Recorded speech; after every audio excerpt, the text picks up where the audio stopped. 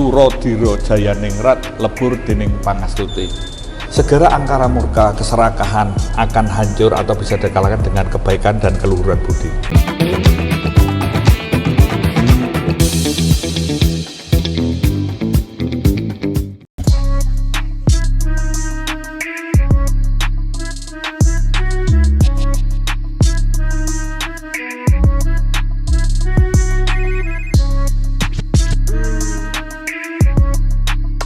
Ini gue lagi di tempatnya seorang seniman yang hobinya jadi polisi. Waduh, Pak Kris. Ya, selamat siang Mas. Siang. Ini karya saya baru datang Pak. Gede banget. Berapa lama Pak ngerjain ini Pak? 1 jam. Masa sejam Pak kayak gini? Ya, karena saya melukis ekspresif, selama ada mood langsung ditumpahkan saja, seret gitu. Ini gimana Pak ceritanya kok bisa? Boleh dikasih background story-nya dulu dikit Pak? Saya melukis tentang Bhagavad Gita. Bhagavad Gita itu nasihat Krishna kepada Arjuna sebelum perang Bharatayuddha. Arjuna itu bimbang, ragu, galau, karena dia harus berperang menghadapi kakek yang sangat dia cintai, harus berperang terhadap Guru Durna yang merupakan guru yang memandaikannya. Dia harus berperang kepada para Kurawa yang sebelumnya saudara-saudaranya. Dia harus berperang kepada Karna yang sejatinya dia itu kakak tertua Pandawa. Nah, disinilah kegalauan itu Krishna meneguhkan. Kalau orang Jawa bilang sopo salah salah. Siapa yang salah memang harus dihukum, harus diberi penghukuman. Maka disitulah perang Bharatayuddha adalah perang kebenaran dan keadilan. Maka di sini katakan bukan membunuh kakeknya, bukan membunuh gurunya, bukan membunuh saudara-saudaranya, tapi ini untuk menegakkan kebenaran dan keadilan. Nah, disinilah sebetulnya lukisan dimulai dari tengah. Ini sebenarnya hati galau, hati yang berasa sih Pak. Ini ya, dia nggak tenang gitu karena keraguan. Nah, disinilah Krishna meneguhkan bahwa kalau saya refleksikan sebagai penegak hukum, memang harus berpegang kepada kebenaran dan keadilan serta untuk kemanusiaan, karena mau tidak mau sebagai penegak hukum tidak boleh galau walaupun kita tegas, tapi untuk kemanusiaan. Ini berarti curhat sebenarnya Pak dalamnya. Curhatnya polisi. Curhat karena sebenarnya related kan Pak ya. Kejadian itu sama polisi gimana Pak? Karena kan begini ya, bicara polisi itu akan bicara kemanusiaan, akan bicara keteraturan sosial, akan bicara tentang peradaban. Maka oleh sebab itu, polisi di dalam menegakkan hukum ini kan juga membangun peradaban untuk keteraturan sosial dan demi kemanusiaan agar produktivitas berjalan, bisa bertahan hidup, tumbuh dan berkembang.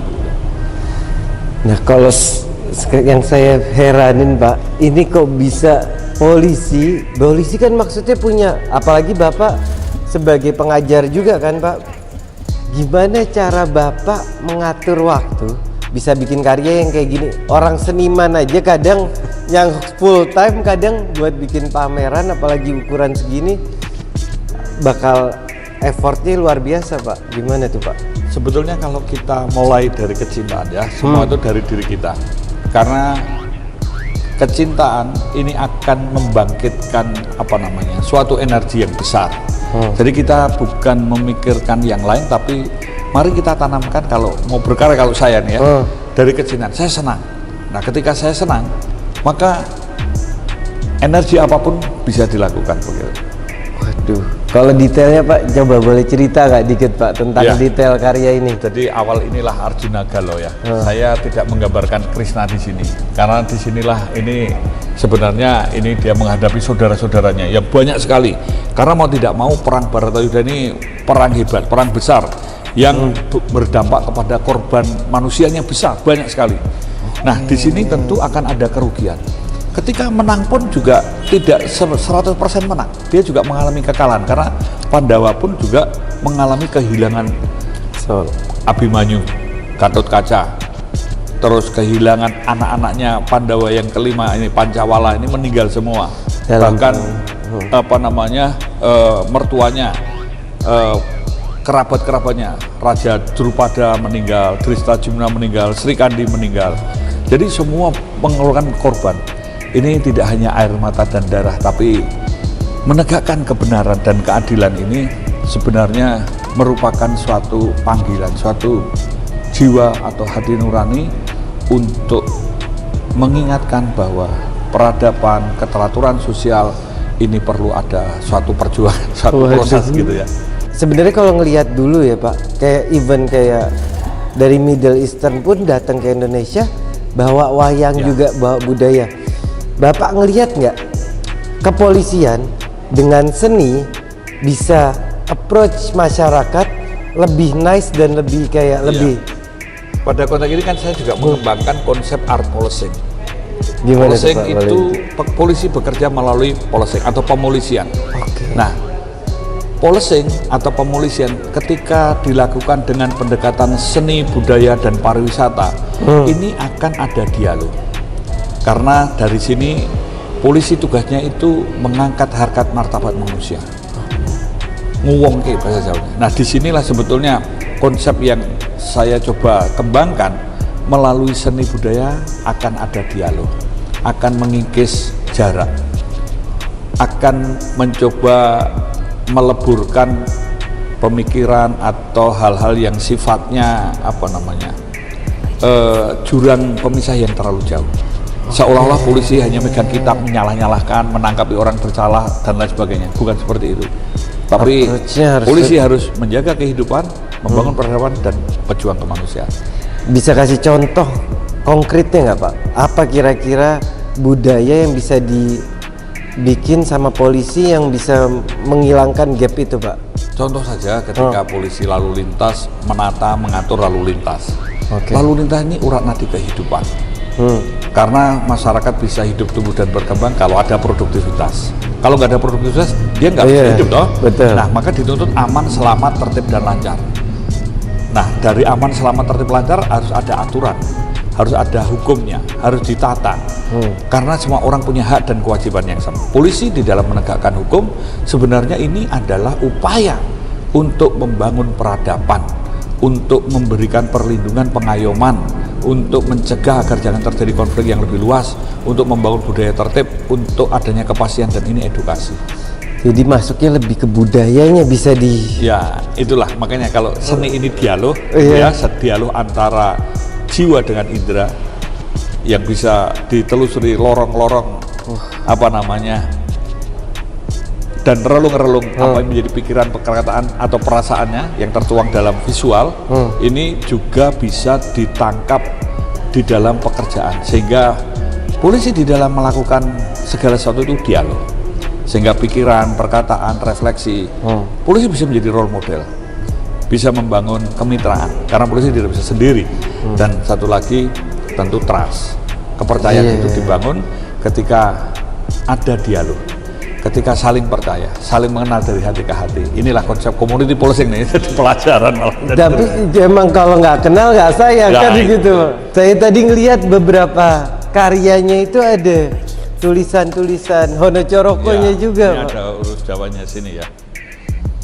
Ini saya tulis Surodiro Jayaningrat lebur dening pangastuti. Segera angkara murka, keserakahan akan hancur atau bisa dikalahkan dengan kebaikan dan keluhuran budi. Waduh, itu pesan deh. Ya. Keren. Tapi sayang banget ya Pak, kalau dipikir sekarang orang yang bisa baca bahasa Sangsekerta atau Honocoroko juga udah sangat, budaya kita sendiri udah kekikis kayak Pak. Dengan seni budaya, dengan pariwisata, maka ini akan hidup lagi. Bisa balik lagi. Karena kan memang akan diajarkan ya. Jadi kita bangga menjadi bangsa diri kita sendiri. Karena polisi pun di dalam menerapkan pemolisiannya tidak bisa sama rata. Tapi kita bisa menyesuaikan dengan corak masyarakat dan kebudayaannya, melihat local wisdom, local genius yang ada di situ. Artinya bahwa satu prinsip 1000 gaya. Satu prinsip 1000 gaya, keren. Seperti pohon dengan akar, batang, bunga, daun, buah. Prinsipnya pohon, mau pohon apa saja ya. Iya, cuman emang harus ada adjustable berarti ya Pak. Di antara misalkan tiap daerahnya tuh emang ada. Memang kita lihat kebutuhan keamanan dan rasa aman, bukan hanya keamanan, rasa aman. Nah, di sini akan berbeda. Maka oleh sebab itu, polisi dengan art policing bisa memahami kebutuhan keamanan dan rasa aman. Itu secara konseptual. Nah, prakteknya bisa dikembangkan melalui seni, nada, suara, kata, sastra, rupa, apa saja bisa. Kalau menurut saya seni adalah dialog antara indera dengan jiwa untuk menelusuri lorong-lorong dan relung-relungnya sehingga bisa memahami makna di balik suatu gejala atau fakta. Nah, disinilah tadi katakan memang ada dialog. Seni budaya ini mencerdaskan kehidupan bangsa. Salah satu cara mencerdaskan. Dan bahkan bagi polisi, orang-orang yang seni akan lebih mudah untuk diajak dialog, lebih mudah untuk semakin manusiawinya manusia untuk menata keteraturan sosial. Jadi bukan dengan siap gerak, tertib gerak, bukan, tapi dengan dialog, dengan mengenal dari hati ke hati, sehingga selalu bisa menjembatani. Kita tidak membuat benteng, tapi membuka jembatan. Mbak, satu lagi terakhir sebelum selesai nih Pak, saya mau nanya. Ini pas dibikinnya di Bundaran HI kan? Iya. Publik nih, live painting berarti kan jatuhnya. Waktunya sejam. Bapak pas pertama kali ngelihat di kanvas dilebarin 12 meter, perasaannya gimana? Saya penasaran, soalnya saya juga ngelukis dan kayak dilebar. Ini something yang amazing banget sih betul.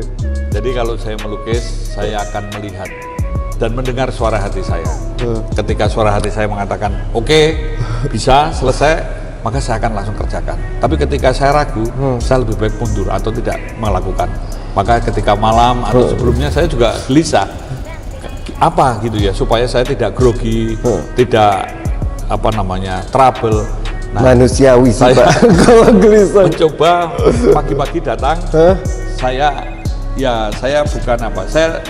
melihat kanvas ini sambil saya bicara begini. Berkomunikasi Ya. lah Pak sama kanvas. Tiba-tiba dia seolah-olah dikatakan, oke, selesai, kerjakan. Langsung saya ambil cat, saya gambar pakai sapu gitu. Nah, Apa kira-kira pesan buat anak-anak mudanya Pak? yang pertama harus punya nyali, punya keberanian untuk berbuat baik dan benar. Yang kedua adalah terus berkarya, karena saya percaya setiap individu mempunyai talenta besar untuk menjadi pilar-pilar bangsa ini agar tetap berdaulat, berdaya tahan, berdaya tangkal, bahkan mampu berdaya saing. Jadi yang penting nyalinya digedein bro. Ya. Oke, terima kasih banget. Thank you Pak buat Terima kasih. waktunya. Sampai ketemu next one. Jangan lupa lo subscribe, komen, dan juga like di sini.